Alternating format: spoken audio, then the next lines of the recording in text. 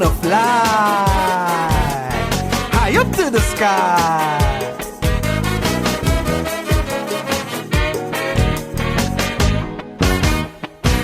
I'm living in the mountains. Everybody know the soil so fertile. If a man sit down naked, the seeds might grow.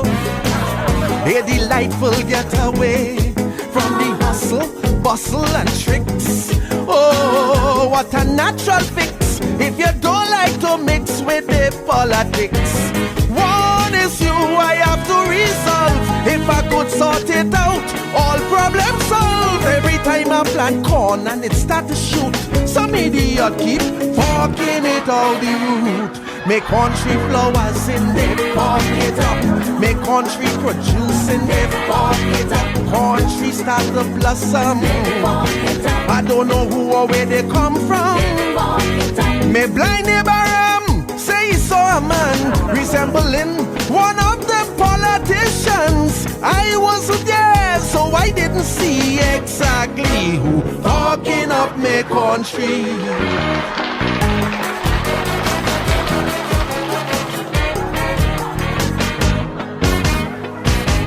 Riding on me donkey, transportation bliss. Me fireside bubbling a goodie. I hear rioting in the gas crisis. Surrounded by wild animals. What a vicious pack. But none of them does launch an attack. None of them poison us like invert and sap. The hunt always on, I could say that much. And true, can switch it off like crime watch. My mission now is to put a stop to whosoever fucking me country up. Some say a man named Eric, George, Robbie and Patrick. Some say Capildeo, Fadis, Kamla Basteo. Old man Bedu said they said nothing new. They fucking up long before 1962. If Butler was around, he might have tell we directly who fucking up me country.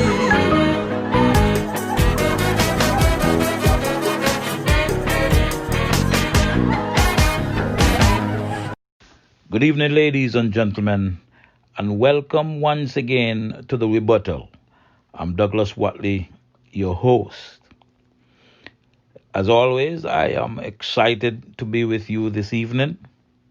I'm glad that you have taken some time out of your busy schedules to share with me this evening on the Rebuttal.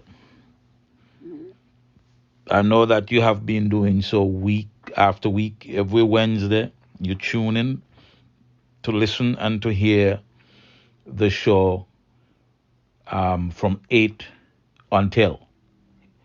It's 8 until because, sometime I go until 9, sometime I go until 9:15, sometime I go until 9:30. You never know. But I'm glad to have you. If you're in the St. Kitts and Nevis diaspora, wherever you are in the world, I appreciate you tuning in. And I'm excited that we could share this evening together. I want to say congrats to all the youngsters who passed their CSEC and CAPE exams with CXC.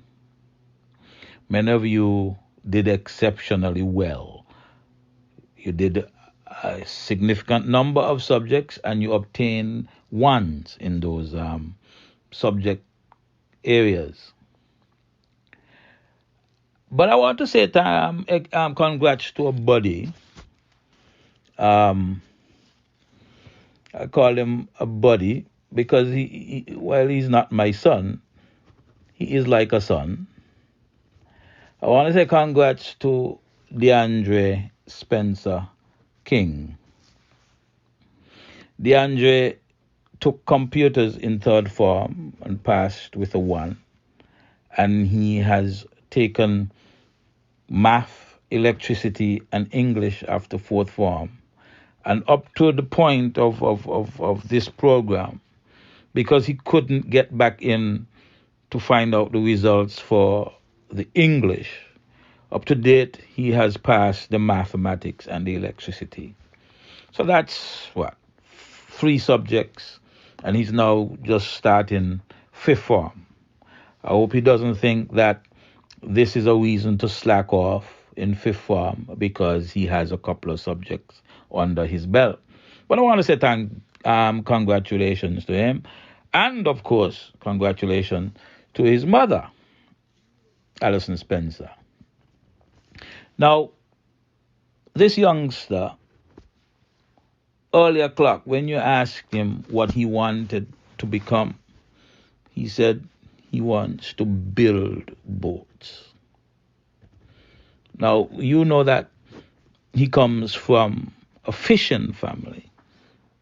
And so, for him to say that isn't a shock. But I say that because I'm going to build my argument around that. I believe it's a great career choice. And so the courses that he has been encouraged to participate in are courses that would prepare him for studies to become a marine engineer, specifically a boat builder. All right? I believe firmly that we need to introduce career planning or career pathing, if you will, in our schools. There has to be a focus on helping our kids to decide what it is they want to do and become later.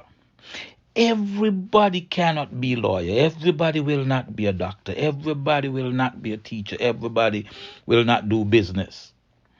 And so we need to explore with the children what are these career options out there.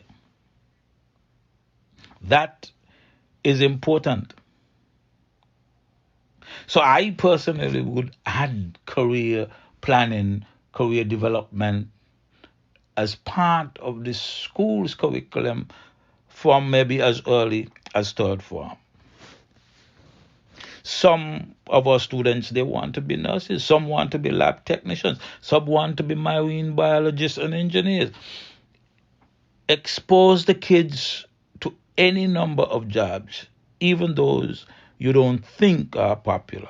Let them see the whole array of choices and let them decide what it is they would like to do.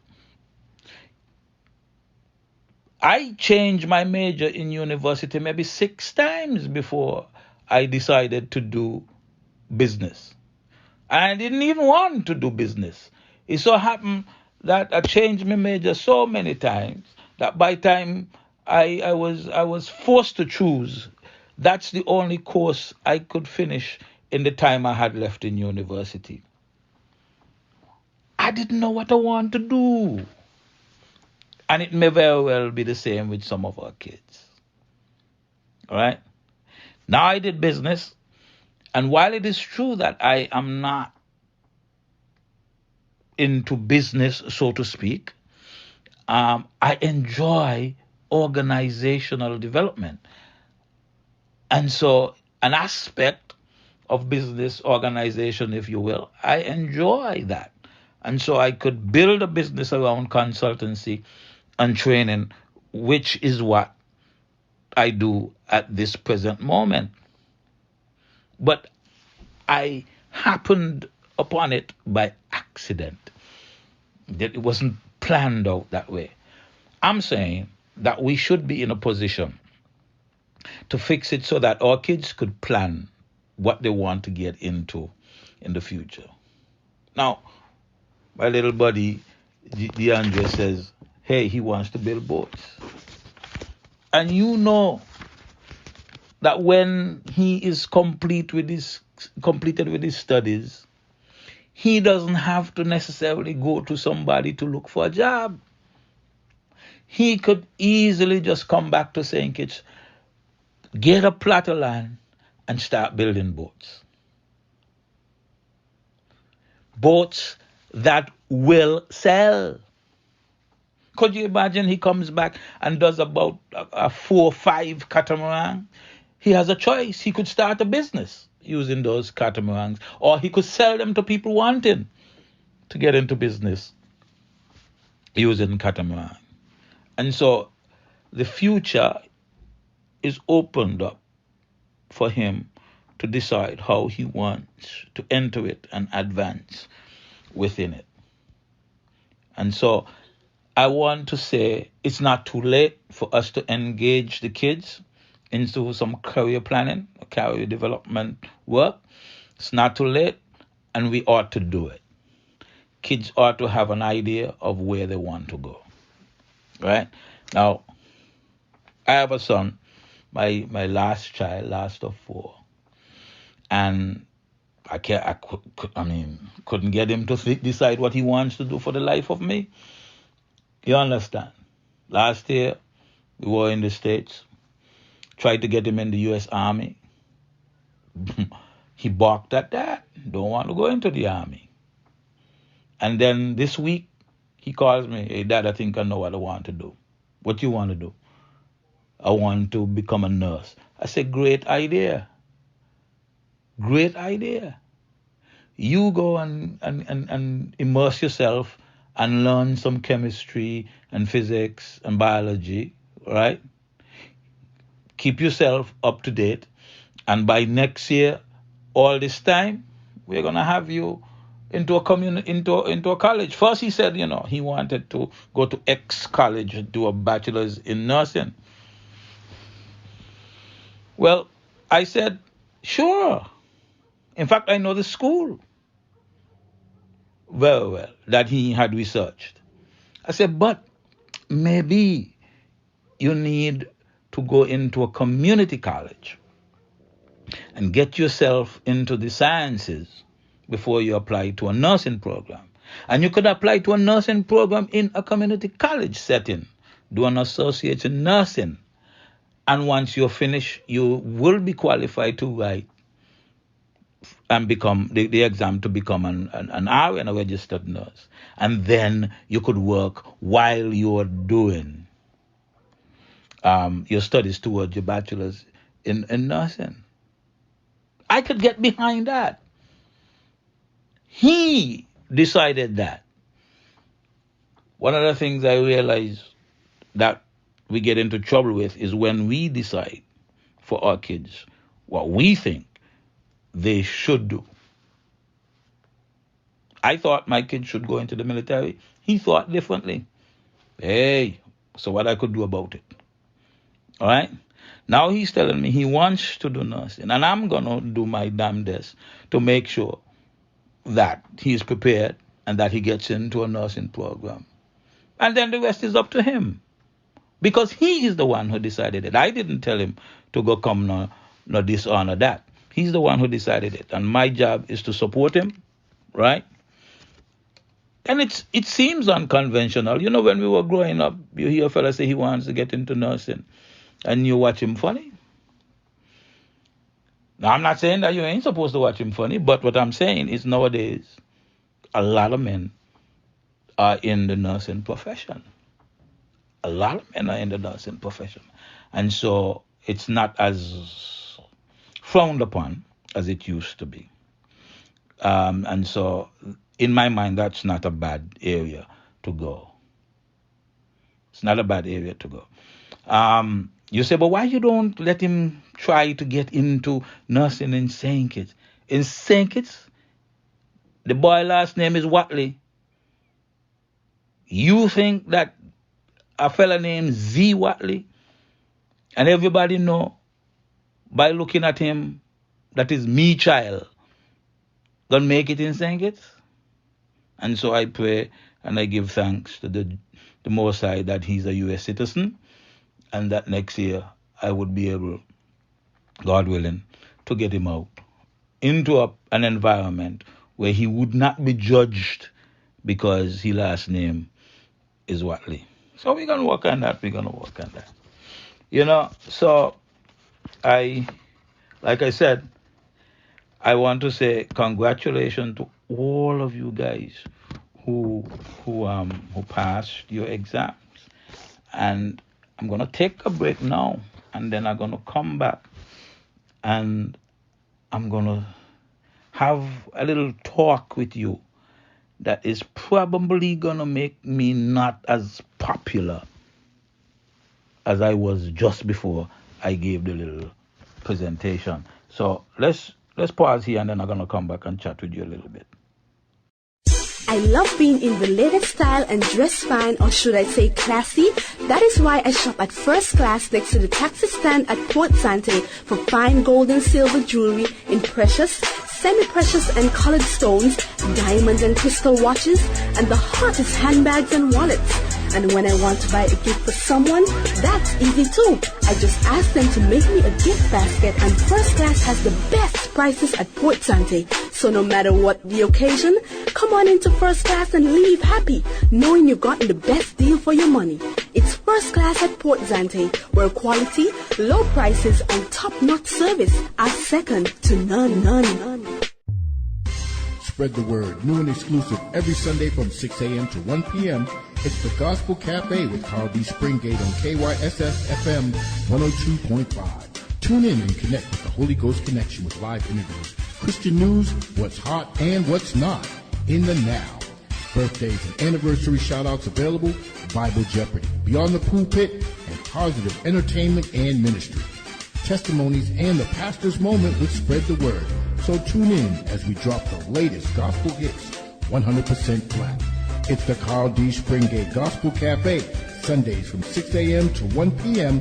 on KYSSFMonline.com and 102.5 FM. And be blessed like that. One fashion accessories for really low prices. Check silver and cents. Check silver and cents. Beauty supplies and weave, genuine fragrances. Check silver and cents. Check silver and cents. Handbags so beautiful, your friends will envy how you look. Great perfume, just smell just right, you'll feel like you're in paradise. Watches, silver jewelry, and hair accessories. Check silver and cents in the Amri Mall on Keon Street. Ready or not, hear my clothes, can't hide. Gonna find you and make you want me. Ain't nobody tell me nothing. I'm Shaniel Francis. Kyssfm 102.5 is proud to announce its brand new morning show, Backchat, the only place to hear the hottest music.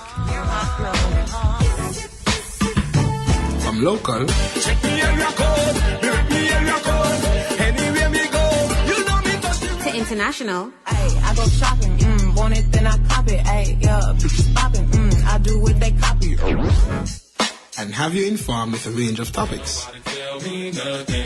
So on Mondays to Fridays, tune in at 8 to 11.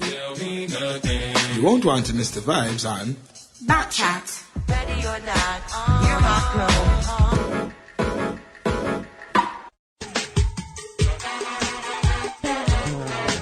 I wanna fly high up to the sky.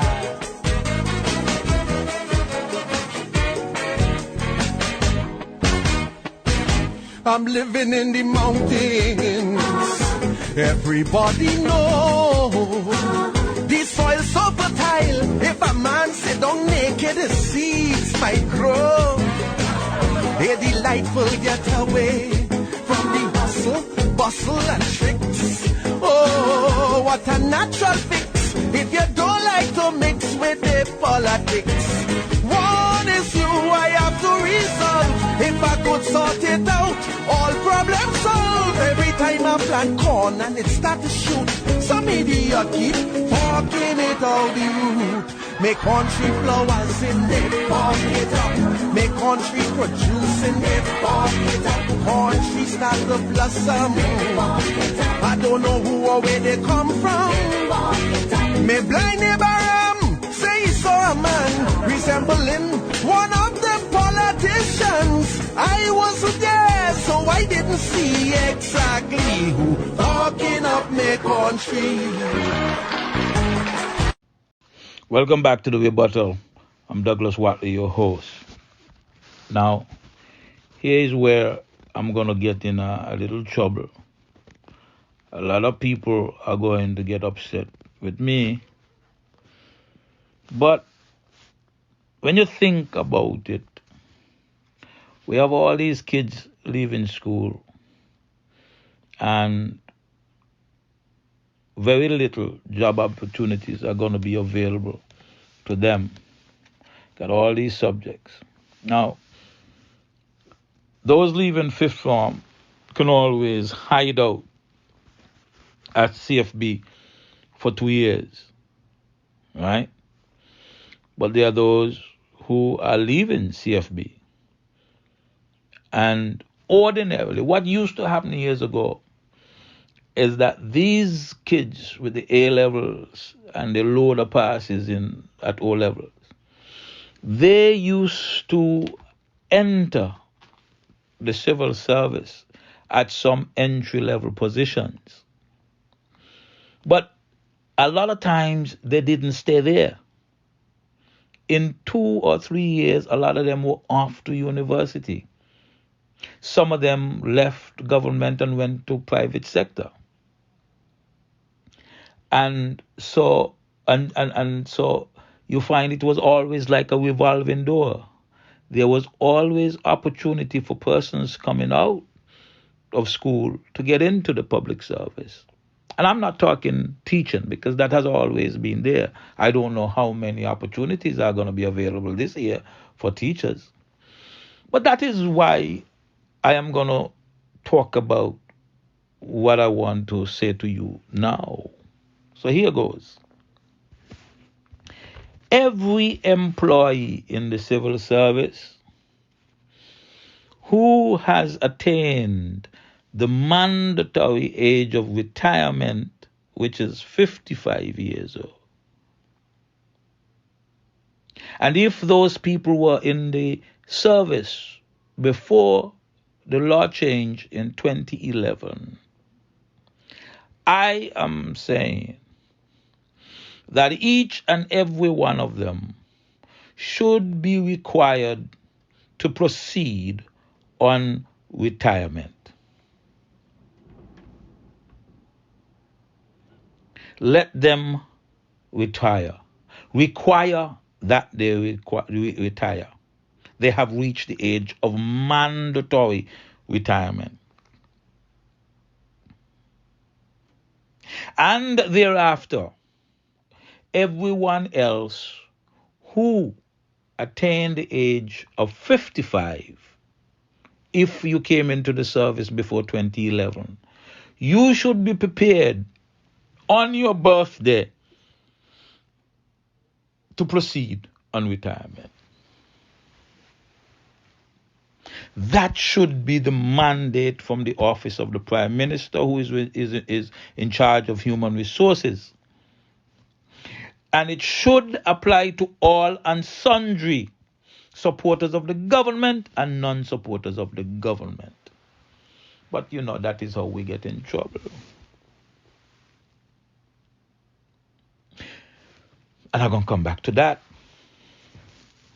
But you ask me, why, Wattley, you want to do that? Why? Because it's the law. And it's government policy.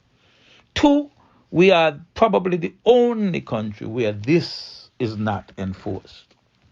Mark you, some people say 55 is too young. Well, the former government heard that, and the former government said, all right, we're going to put it to 62. So if you came into the service in 2011 and after, your retirement age is 62. You understand? You don't complain about a piece of legislation or a government policy by breaking the law or not following the policy. What you do is you change it. And it has been changed. but only for persons coming in after 2011. Those who came in before mandatory retirement is still age 55.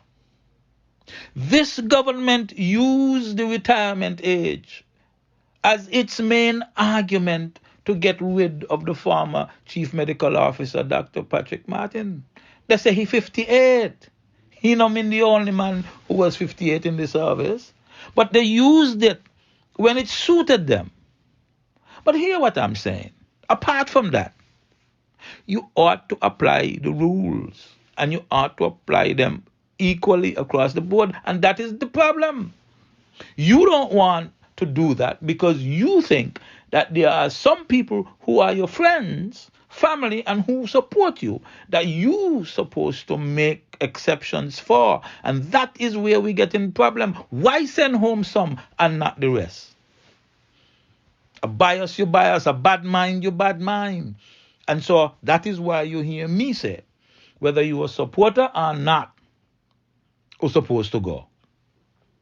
The law says it, the rule says it, you're supposed to adhere to it. But here is why I say this. It is because when you do the transition like that, it opens up opportunity for promotion at every level in the organization, in the civil service. A permanent secretary who becomes 55 years, who goes home, must be replaced. And you should be in a situation where you not only have succession planning, but you have replacement planning. And so that you cannot come and say, there is nobody who can take the position of the person who is exiting. Because you well know when they're going to be 55. When I was in the Ministry of Health, I took notice that on the district, nearly all of the nurses on district were likely to become 55 around the same time. They have the option of leaving at 55. Some of them, because they came into the service young, could leave earlier because they would have qualified, not necessarily by age, but by virtue of the number of years they put into the service. Because you're aware that if you do 33 and a third years, your pension ain't going to change. That's full pension. That you're going to get half of your salary. That ain't going to change. So you could go if you want. And if you are not yet 55. But when I noticed that, you know what I did? I organized for several nurses to go off to study to replace them. And this is what I was telling them. I said, look, even if you go off to study and you come back and the vacancy is not yet available, have no fear. Continue to work, and so that when the vacancy becomes available, you're going to fill in. I was encouraging people to pay their own way. Some of them didn't. But this is what I'm saying. I'm saying, you know, the civil service. I used to have a staff list. So I knew who was born when, how long they were in the service. And so I knew when they were going to be 55, and I know when they should be planning their retirement. You understand? I had even started a course when I was there. Retirement and estate planning. We actually only got to do one course. And the participants felt so enlightened. We brought in the director of audit. We brought in the treasurer, right? We brought in people. I remember we brought in a lawyer. We brought in people who could advise them so that their retirement would not come as a shock. And they learned so much they were so grateful, right? Unfortunately, all that went by the wayside. Those things don't happen no more, all right? But this is what I am saying to you. When people move out, people move up. And if you move up, at some point in time, there is going to be a vacancy, and the vacancy would be at the entry level. People are supposed to continually train. People are supposed to be prepared as understudy to take over from those who move up or from those who move out. And so there is always supposed to be a vacancy at the bottom. You see what used to happen in the past, like I told you, people used to come in at the bottom. And when they come in, these from sixth form and those from fifth form, when they come in, they did the entry level work. But you know that in the next couple of years, they're going off to study or they're going somewhere else to work. And it's a revolving door. And that happens all the time. Because people in the service get to be 55 years with some regularity. And there's always going to be movement. The service will always be in flux. And people are always going to get opportunity. And I believe that that is the way it should go. I believe that that's the way it should go. You see, but like I said, politics tend to get into the mix. And so it's hard. It's hard for you to enforce these kind of systems. But for me, it's hard to see a youngster home not working just because somebody refuses to proceed on planned retirement. It's hard. When I talk to people all the time and they tell me, look, they got 4 or 5 CAPE subjects and they're home for a year plus 2 years, can't get a job. That ain't supposed to happen when you got some old nigga blocking up the public service. I'm not saying the public service is the only place you can work. But if you can't get a job elsewhere and all people in the public service who should go home on retirement, knowing fully well that in the next couple of years they're going to get a second pension, and the second pension often put them in a better position. It's like you getting a second chance at a career because the money you make from your second pension is usually more than you used to get paid. I wonder if you all understanding what I'm saying. If you work for 33 and a third years in the service and you go home, you are getting the max down at Social Security. When you add the two of them, it's usually more than what you used to get paid in the job you retired from. I'm telling you. And so I personally think it's unfair. Some people might be upset with me because, it applies to them. But it's nothing personal. It's nothing personal. I just think that it's fair. It's nothing personal.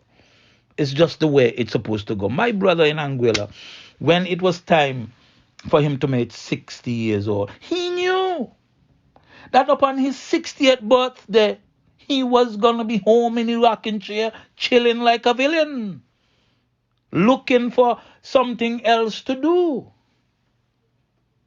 You understand? And that is the way it's supposed to be. It should be enforced across the board.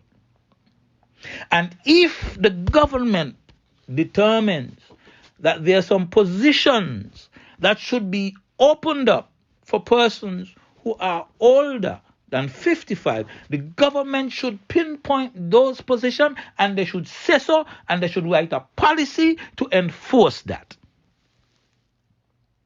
Case in point, I don't see no reason for us to send our nurses home at 55 unless they want to go. Nursing is a position that is always in short supply. And so for that reason, I believe that nurses should be allowed to work until they're 62, even now. Even now. Because it costs so much to replace them, and it is often so difficult to replace them. But if that be the case, then make note, draw up a policy, enforce it accordingly. But it can't be the policy across the board, because everybody, it doesn't apply to everybody. You understand? I'm just saying, that's the way I see it. And so, my phone on, I'm waiting for the calls. Who gonna abuse, gonna abuse. Who gonna understand, will understand. But that's the way it is. I know 55 is young, but hey, we make it so. That's the way it is. So I'm going to take a break and then we're going to come back. I love being in the latest style and dress fine, or should I say classy. That is why I shop at First Class next to the taxi stand at Port Sante for fine gold and silver jewelry in precious, semi-precious and colored stones, diamond and crystal watches, and the hottest handbags and wallets. And when I want to buy a gift for someone, that's easy too. I just ask them to make me a gift basket, and First Class has the best prices at Port Sante. So no matter what the occasion, come on into First Class and leave happy, knowing you've gotten the best deal for your money. It's First Class at Port Sante, where quality, low prices, and top-notch service are second to none. Spread the word. New and exclusive every Sunday from 6 a.m. to 1 p.m. It's the Gospel Cafe with Carl D. Springate on KYSS FM 102.5. Tune in and connect with the Holy Ghost Connection with live interviews, Christian news, what's hot and what's not in the now. Birthdays and anniversary shout-outs available, Bible Jeopardy, Beyond the Pulpit, and positive entertainment and ministry. Testimonies and the pastor's moment with Spread the Word. So tune in as we drop the latest gospel hits, 100% flat. It's the Carl D. Springate Gospel Cafe, Sundays from 6 a.m. to 1 p.m. on KYSSFMonline.com and 102.5 FM. And be blessed like that. One fashion accessories for really low prices. Check silver and cents. Check silver and cents. Beauty supplies and weave, genuine fragrances. Check silver and cents. Check silver and cents. Handbags so beautiful, your friends will envy how you look. Real perfume, just smell your swag, you'll feel like you're in paradise. Watches, silver jewelry, and hair accessories. Check silver and cents in the Amri Mall on Deon Street. Ready or not, you're my clothes, you can't hide. Gonna find you and make you want me. Ain't nobody tell me nothing. I'm Shaniel Francis. Kyssfm 102.5 is proud to announce its brand new morning show, Backchat, the only place to hear the hottest music. I'm local. Check me area code. Me area code. Anywhere me go, you know me touch the To international. Ay, I go shopping, want it then I cop it. Ay, yeah, bitches popping, I do what they copy. and have you informed with a range of topics. So on Mondays to Fridays, tune in at 8 to 11. You won't want to miss the vibes on Backchat. Ready or not, you're my clothes.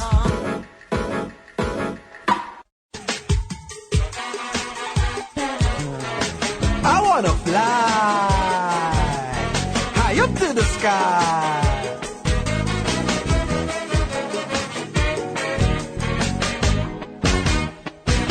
I'm living in the mountains. Everybody knows the soil so fertile. If a man sit down naked, the seeds might grow. A delightful getaway from the hustle, bustle and tricks. Oh, what a natural fix if you don't like to mix with the politics. One issue I have to resolve.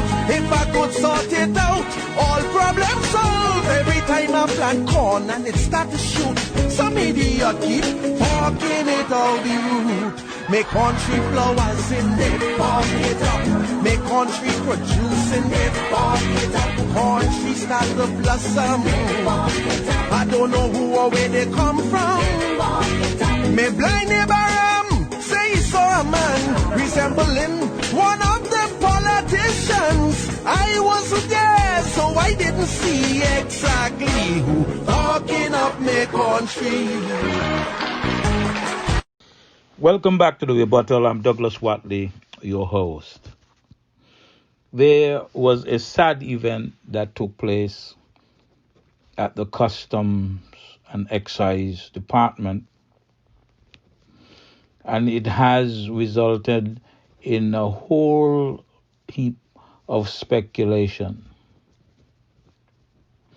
Information is scarce, but a lot of people have been expressing doubt that the event took place as first recorded.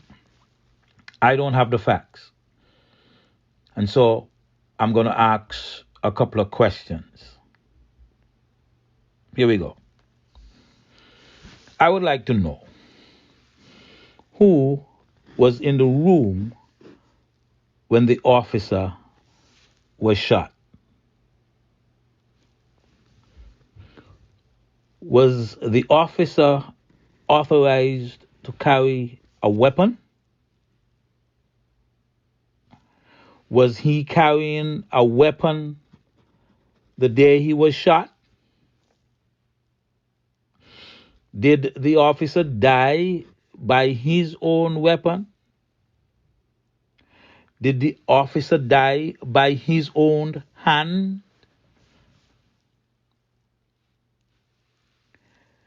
Did the officer die by a weapon issued to someone else? Did the officer die by a weapon issued to someone else who was in the room at the time of the incident?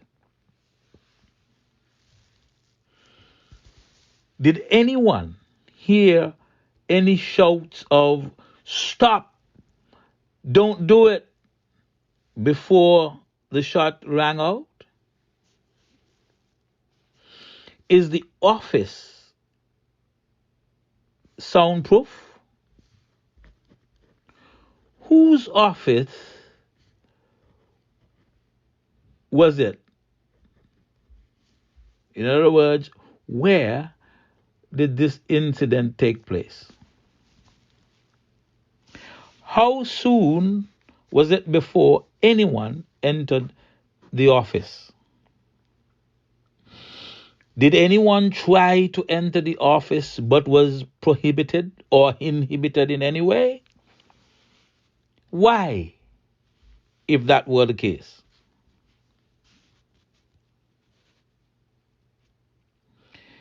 If the gun was not issued to the victim, and if he indeed shot himself, was it by accident? How did the officer obtain the weapon? How are guns at the Customs Department secured? What is the protocol for signing out a gun from the stores? Are bullets and weapons stored together? Are bullets stored inside the weapon? Are all weapons cleared before stored?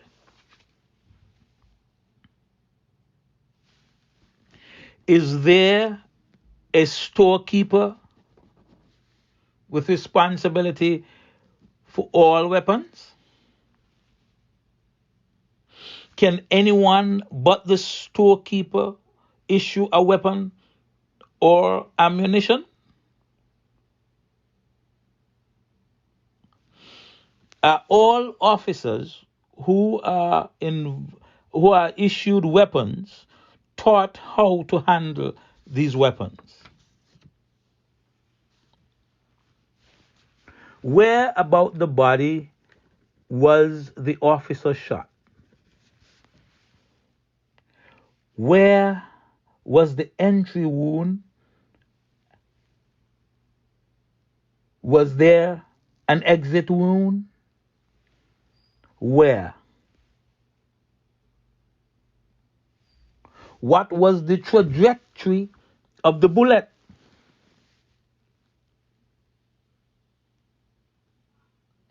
Where was the weapon vis-a-vis the victim when the police showed up on the scene? Was the victim moved before the police showed up on the scene? Was the weapon moved before the police showed up on the scene? Did the victim have gunshot residue on his hand?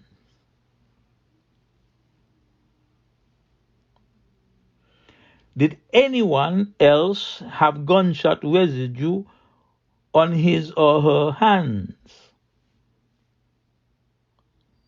Why were all parties in the particular meeting at the particular time? In other words, what was the meeting about? Why wasn't the forensic pathologist who normally investigate these kinds of cases brought in? Why wasn't he brought in? Will that same forensic pathologist be allowed or invited to review the case? Were the family or a family rep allowed to observe the autopsy? Was the family issued a full report on the funding of the, or should I say, on the findings of the autopsy? Is the family advised to seek an independent finding from another pathologist? And why has the Prime Minister stayed this long to address the matter to the public?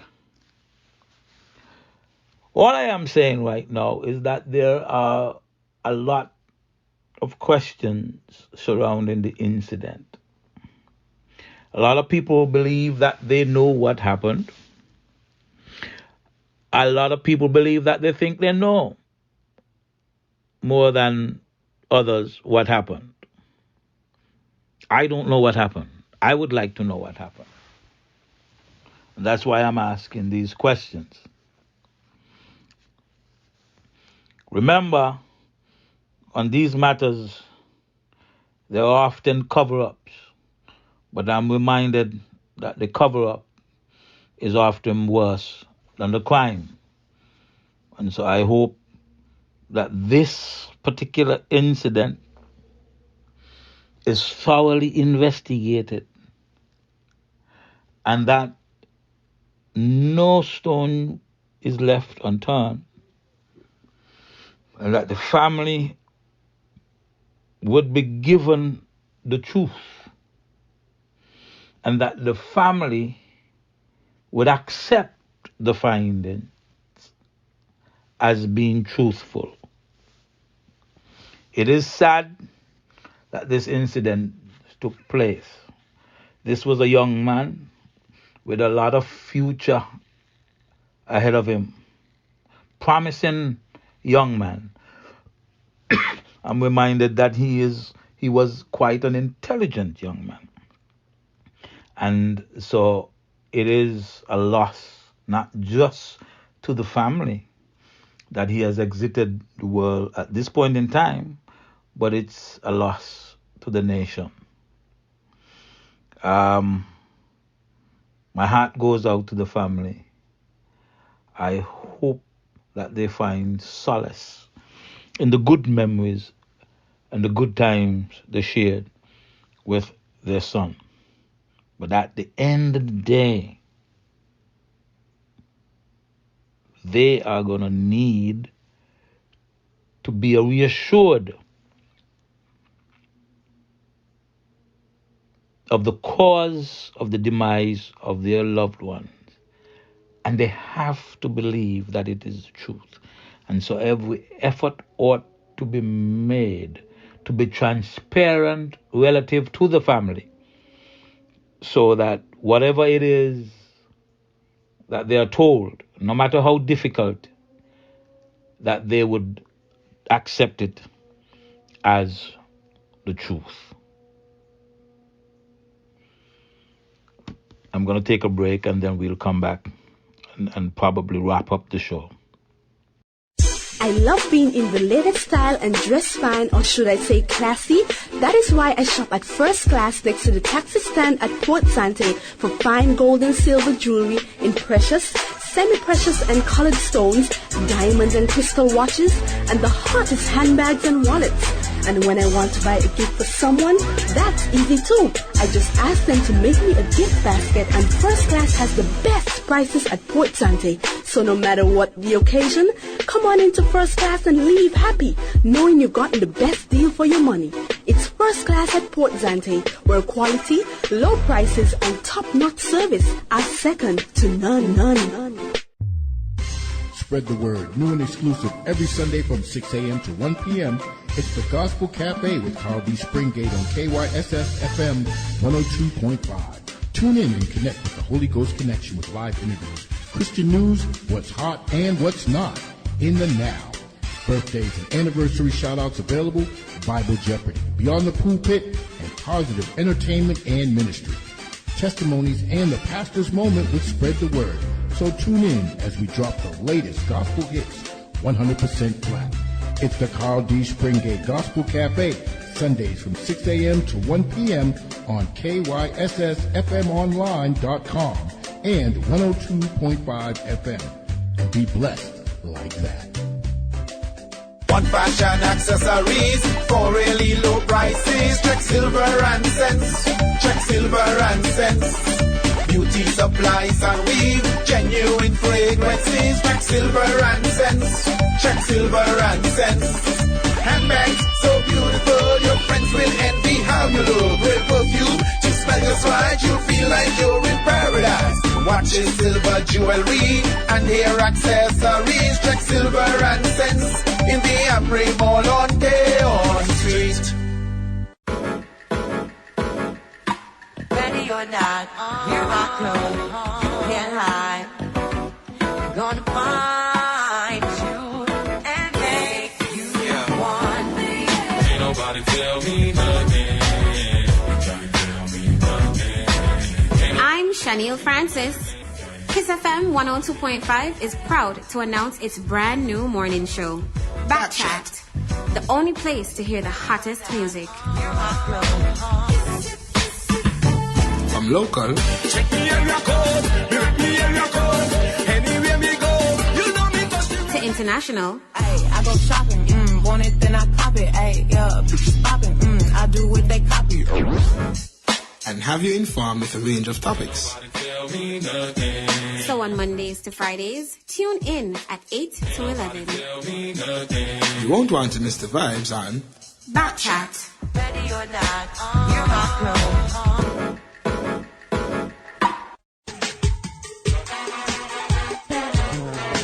I wanna fly high up to the sky.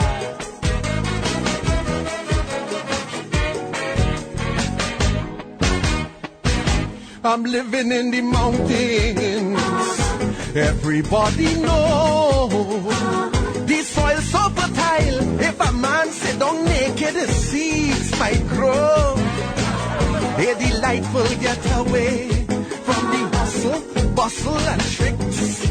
Oh, what a natural fix if you don't like to mix with the politics. One issue I have to resolve. If I could sort it out, all problems solved. Every time I plant corn and it start to shoot, some idiot keep forking it out the root. Make country flowers in it, fork it up. Make country producing it, fork it up. Country start to blossom. I don't know who or where they come from. Me blind neighbor say he saw a man resembling one of the politicians. I wasn't there, so I didn't see exactly who talking up me country. Welcome back to the Rebuttal. I'm Douglas Wattley. Look like I'm going over the 1 hour mark this evening. So, they say that the government made an offer to the guys receiving payment for keeping the peace to accept either the pay for peace money or step, not both. Because you're aware that several have been getting pay for peace and still step money. In fact, there are people I understand in St. Thomas, U.S. Virgin Islands, who get in PAP. You understand? And some people down there even get in step. And so, you see, in time of enough or plenty, you're wasteful. What Douglas did, you know, it's funny. Because I was Douglas' biggest critic, you know. All when me in government, you know. You understand? Me and Douglas never used to see eye to eye, you know. You understand? And the fact is, he used to do some nonsense. Me and you ain't gonna fall out if you're not do nonsense. You do good, me and you cool. But while it is true that Douglas ran up the debt, he also brought it back down, you know. When he realized the error of his ways, he brought it back down.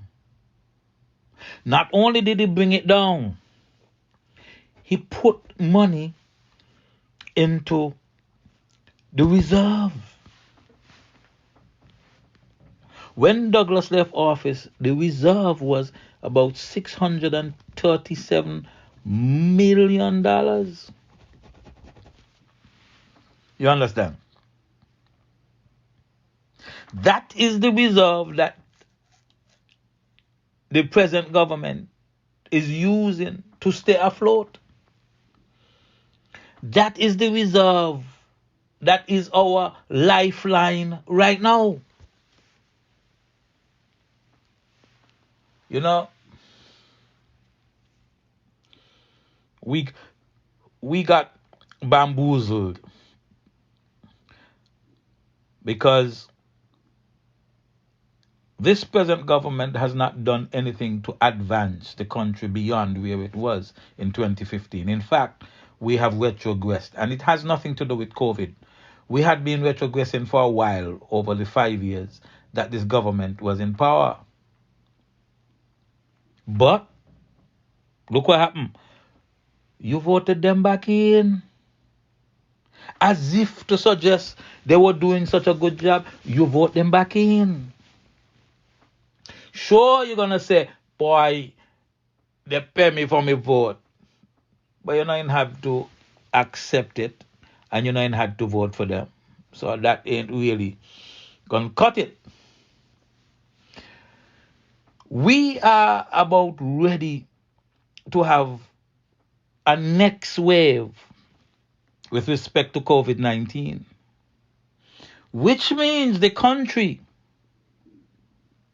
would justifiably have to remain practically shut down to the outside world. And so it means that we are going to suffer continued hardship. It means that the government would continue having to dip into the reserve. And they better dip slightly.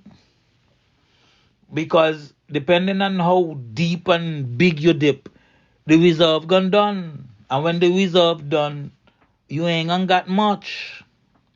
Because like I tell you all, the day them people stop buying we passport, we dead. Deader than dead.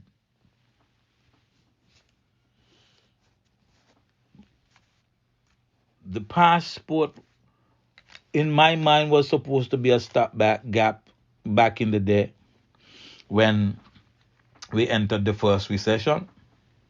And I thought that it did its job. I'm not a big fan of sales of passport. But it's the passport that was augmented by the former government. That is what is keeping us afloat right now.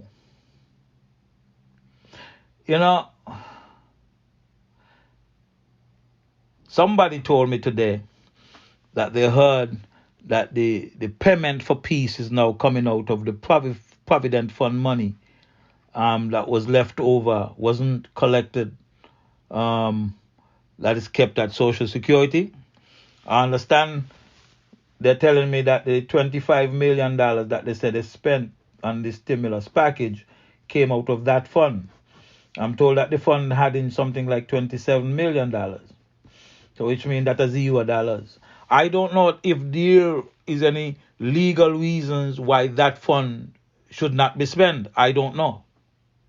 And I don't know if there's a statute of limitation beyond which you could spend the money. I don't know. But I understand that is the money from the so-called Provident Fund that has been used. It means that the government is using every little bit of money from every corner that it could find, right, to keep things afloat. But the funny thing with money is, as money is coming out, if none coming in, it gone done. It gone done. Somebody asked me today what I think, because they were having a conversation, and the conversation was that the government has a year and a half before it broke down, before it fall down. And they asked me what I thought. And basically I said, I think you all got it just about right. I was thinking the same thing too. I gave them 3 months before they started to get unpopular. We are just over the 3 months. I don't know, but it seems to me that the only thing that they're doing right now is make sure they show up to everything. One thing about them, they're good on publicity. And so any panic they want to show their face as being part of it. They're in church. I nearly gonna say something about church, But I think enough people dislike me tonight, so me nah go incur the wrath of the church people. You understand? Not incur the wrath of the church people. But every minute these ministers of government go on church. For what? To upset the Lord?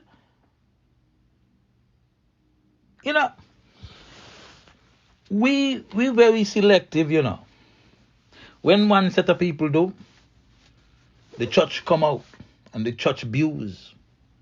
When another set of people do, all that happen, they just got to show up in the church. And they just got to make contributions to the church and the church affairs, right? And you keep quiet. I was reading today where someone that I follow on Facebook said that we should teach the youngsters who are just about coming out of school with all the subjects. We should teach them morals, ethics, and good manners. That ship they don't sell, That ship they done sail. Because it's these same people who voted in Lindsey Grant, and John L. Powell, and gave John L. Powell education, So which education you expect them to dispense? Who can run that educational system there? The people who are amoral, the people who are unethical. Not that we are suspecting them, Not that we are making up anything on them, You got proof that they are such, and you went out and you vote them in. Why you ball for now? Eh? You tell me why you ball for now. The kids that are going to be the kids that you produced. Because when you say so, but you ain't do so, they're going to learn from what they see, not what they hear. You understand? I can't come tell them not chopping this now. I wish that the kids would be morally grounded. I wish they would have good ethics. But then I learned it from Ayo. They don't see how sometimes issue we are. They don't see that in the one instance we say, boy, it was wrong when Dougie did this. But it's okay now because I support team unity. It's okay if it happened now. Damn foolishness. We gonna got to take the ass whooping that is coming to us. Because some of us deserve it. Some of us deserve it. You understand? Did I mention anything about the layoffs that are expected at Jaro? I understand that Jaro is letting off 150 workers. And I like Jaro, Jaro is a nice place. I like the people at Jaro. And so my heart would go out to those who would suffer if they lose their job. Boy, I'm hoping it's wrong. But I got it from kind of solid ground today that Jaro would be letting off about 150. And remember, Marriott is probably going to terminate somewhere in the region of 400, That ain't good, It ain't good to have all them people who used to work in your society now not working. That's a great loss. You understand? And so the government has to use its best advisors to come up with ways to weather the storm. I am hoping that this is not a new normal where all these people would not re-enter the workforce. If that be the case, I could promise you, St. Kitts will not be what we remembered it in recent time. Right?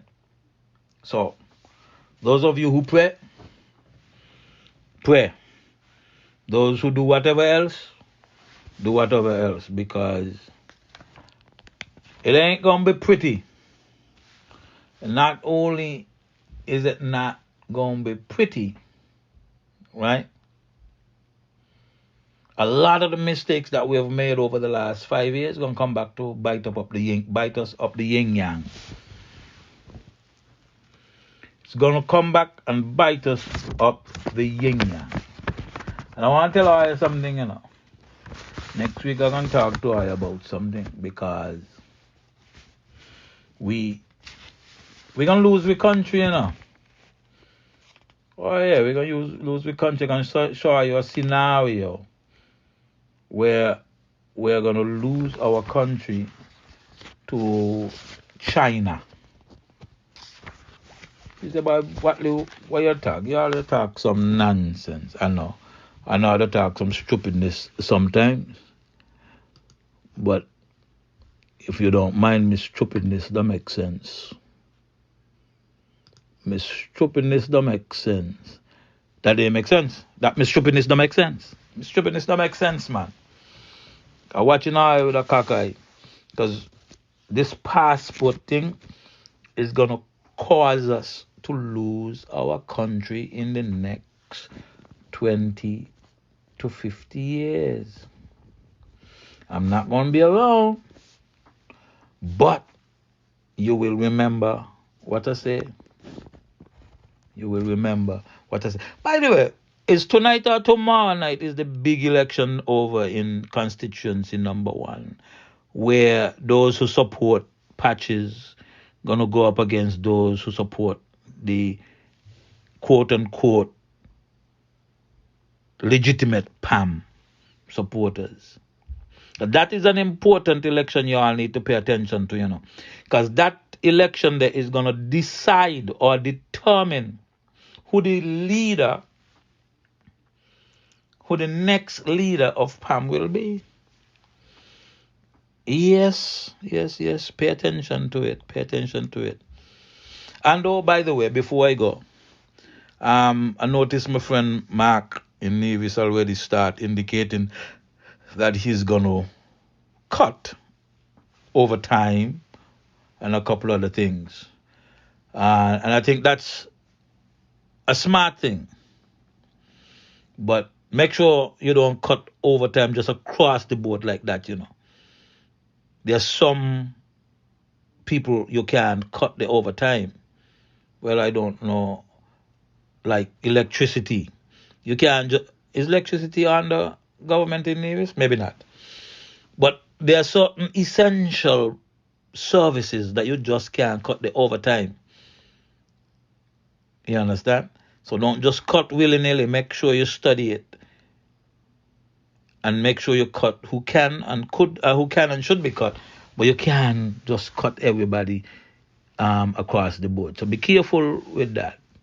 You may very well need to move to cutting allowances in a little bit, because you're going to need the operating space. You're going to need the fiscal space to operate, right?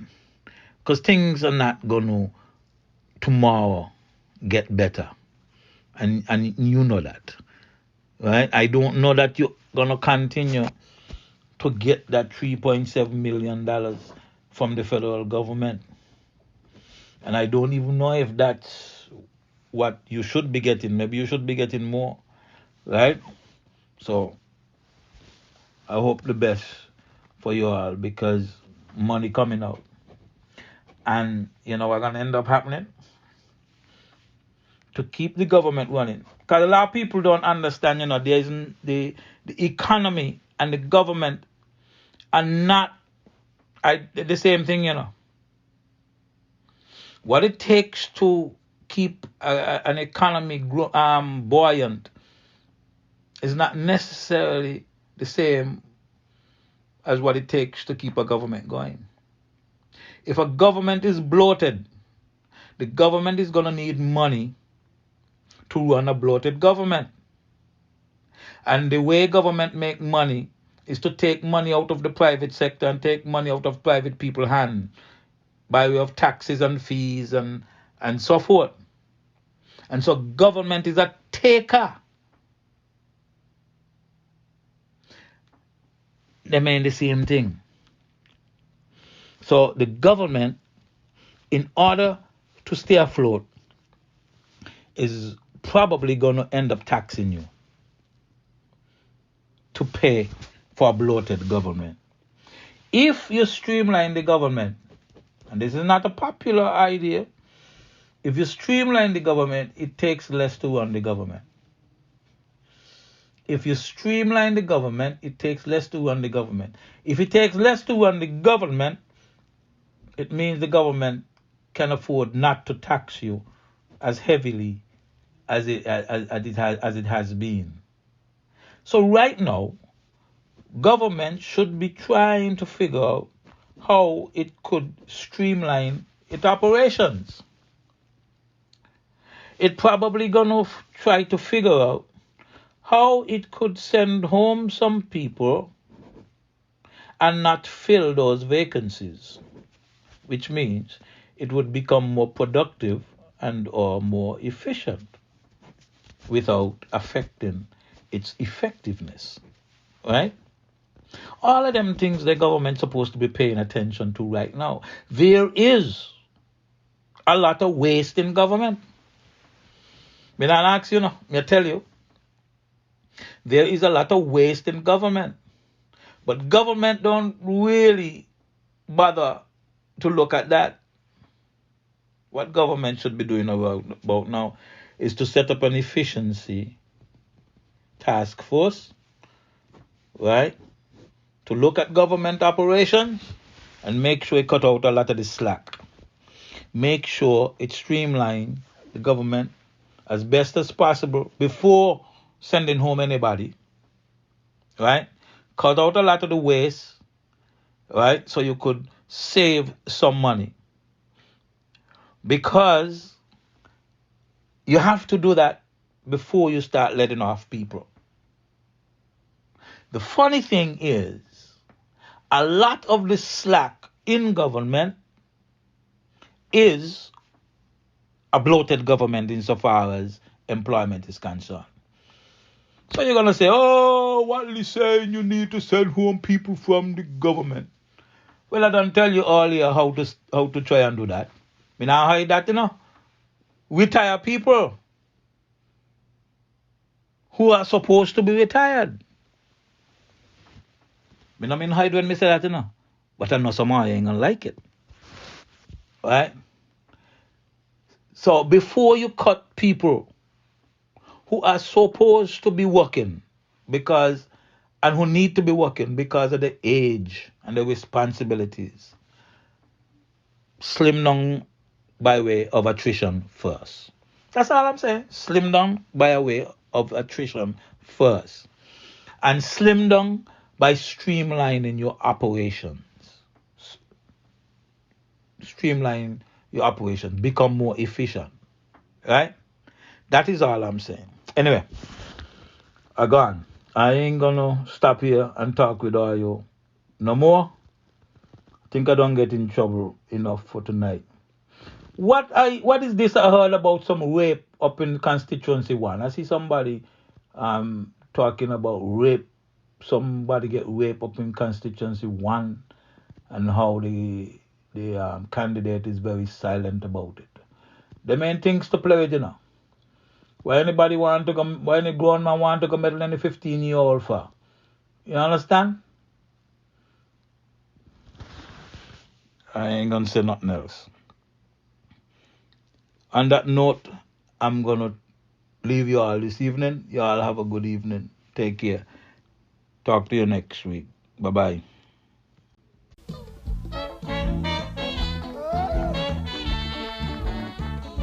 Thank you.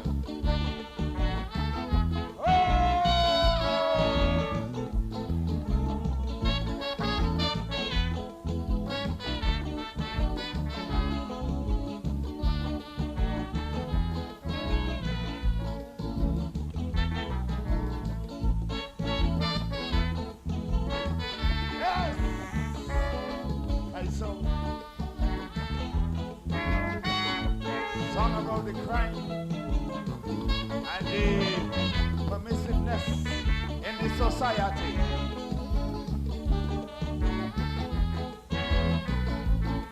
Hey, you give me TV, you give me cable, you also give me pornography, you give me drugs, you give me guns.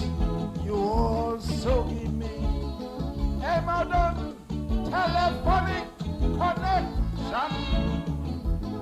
Plus you bloody well know where there are progressive tendencies, there are rises in criminal activity. There are rises in criminal activity. Helicopter over the area. What are you calling for? Why is it as soon as the crime done, the police hurry come? What are you calling for? You see, nobody concentrates on preventative measures. Nobody gives a damn about the very roots of the problem. What are you calling for? For what? Are you about? I saw mother working here tonight. Yes, man.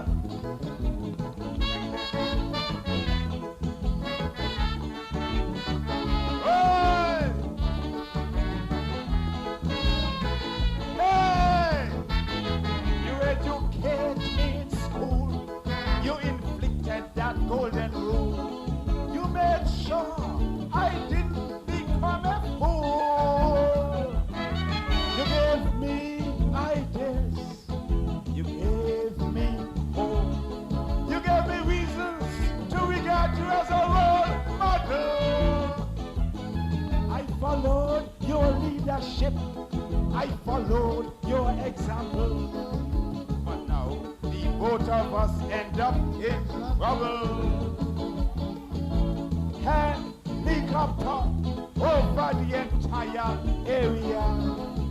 What are you balling for? Why is it as soon as the explosion, the police hurry come? What are you balling for? Nobody concentrates on the preventative measures. Nobody gives a damn about the very root of the problem. What all are you in here falling for? For all you are born. I wouldn't fall.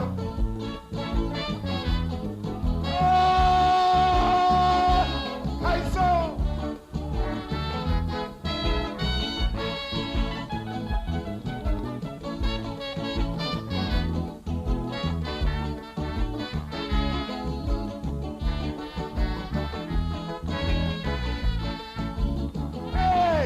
I just don't want to be critical without offering a couple of solutions. Start anti-drug classes, build rehabilitation centers, and cable ought to be carefully monitored. And the police should manifest a true symbol of honest impartiality. And the same police ought to share more information with the press and the rest of the community. For in the final analysis, it's we, the same people, they're coming for help with the investigative inquiry. Are you balling for? Are you about? Thank you.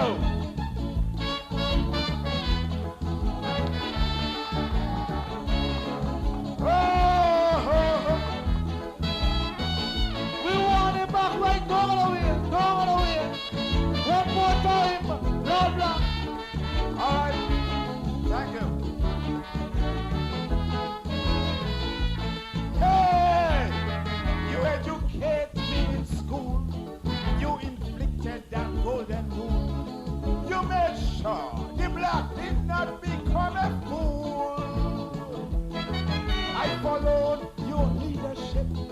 I followed your example. I made sure I regarded you as a role model. You gave me hope, you gave ideas, you also gave me reasons to regard you as a role model. And now, today, look, they know both of us end up in trouble. Scotland Yard all over Sadler's area. Brother, what? You balling far? Why is it as soon as the crime done, them police hurry come? What are you balling for? You see, nobody concentrates on preventative measures. Nobody gives a damn about the roots of the problem.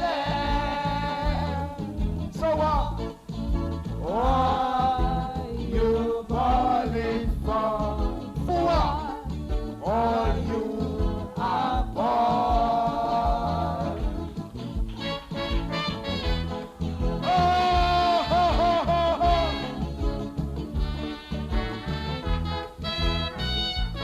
Yes, man.